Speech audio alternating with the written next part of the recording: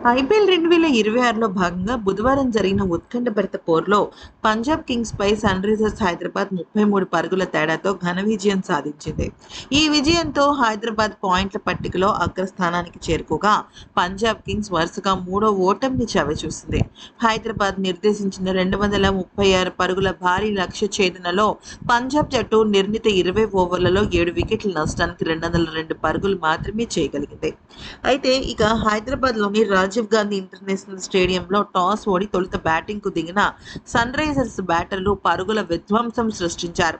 ఓపెనర్లు Abhishek Sharma 35, Travis head 38 పరుగులు మెరుపు ఆరంభాన్నివ్వగా, ఇషాన్ కిషన్ 55, హెన్రిచ్ క్లెసన్ 69 అర్ధ సెంచరీలతో జట్టుకు భారీ స్కోర్‌ను అందించారు. ముఖ్యంగా ఇషాన్ కిషన్, క్లెసన్ జోడీ మూడో వికెట్‌కు 88 పరుగుల భారీ స్కోర్‌ను జోడించి పంజాబ్ బౌలర్లను ఉతికి ఆరేశారు. చివర్లో నితీష్ కూడా ఏకంగా 29 పరుగులు చేసి అజేయంగా నిలవడంతో హైదరాబాద్ 4 వికెట్ల నష్టానికి 235 పరుగుల భారీ స్కోర్ చేసింది. భారీ లక్ష్యంతో బరిలోకి దిగిన పంజాబ్ కింగ్స్ జట్టుకు ఆరంభంలోనే గట్టి షాకులు తగిలాయి. ఓపెనర్లు ప్రియాన్చార్య 1 పరుగుకి, ప్రభ్సిమ్రన్ సింగ్ 3 పరుగులకి వెనుతిరక్క కెప్టెన్ శ్రేయస్ అయ్యర్ కూడా 5 పరుగులే చేసి నిరాశపరచడంతో పంజాబ్ కష్టాల్లో పడింది.